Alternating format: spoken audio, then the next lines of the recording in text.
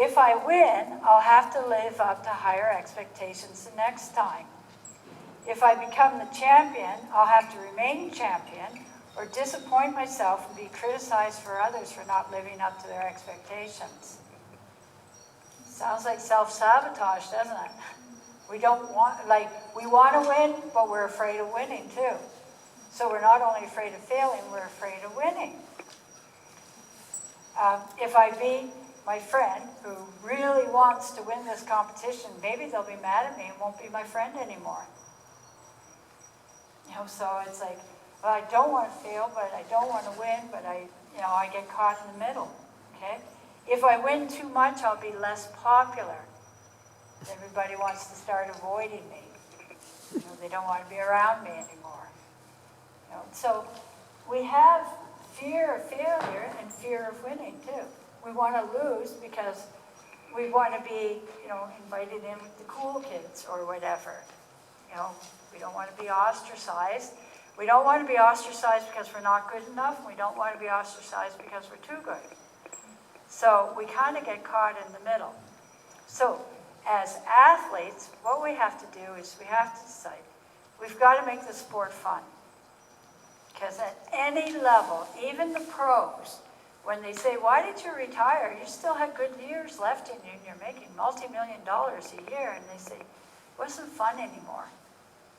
I mean, they're throwing away multi-million dollars. They could just sit on the bench.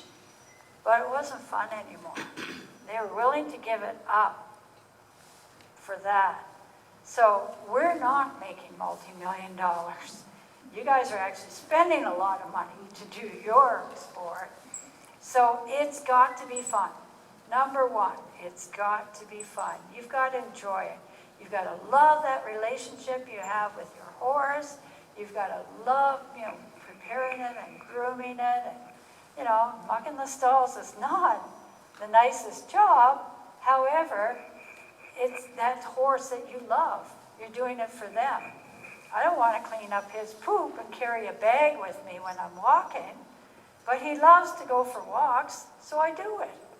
I do it because I love being out with him, with my dog. So you do the same thing. You do the dirty chores because you love being with your horse. You love the sport of riding. You love the feeling when you're on the saddle.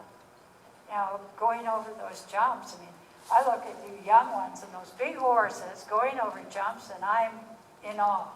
I'm like, wow, that is so super cool. Seeing how you can control that big beast, and it does everything you ask them to do. That's a really cool thing. So we shouldn't be afraid of failing. We should be excited about pushing ourselves to future challenges. And we can do that by flipping the whole thing. Instead of saying, okay, I failed that time, start recording your successes, and then start recording what you didn't do well as a future challenge. Okay, so we haven't called it a failure. We just changed the name. It's a future challenge. I'm not getting the footwork. I'm not getting the speed right. I'm not getting the pattern, the turn pattern right. It's a future challenge. I've got to work on turn patterns. I've got to work on speed. Okay? And sometimes you can actually work on those things at home when you're sleeping, going ready to sleep, lying in bed. You can go through the course as if you were on the horse. And you can do it lying in bed, you can do it sitting up. Just close your eyes and think of the course and think of the turns. But always see yourself doing it perfectly. Okay? Never see yourself making a mistake. So when you're doing a visualization and you're seeing the turn, going over the jumps, always see yourself doing it perfectly. And if you can, see yourself doing it with a smile, with a happy face. Not a serious glum face. Okay? This is supposed to be fun for you.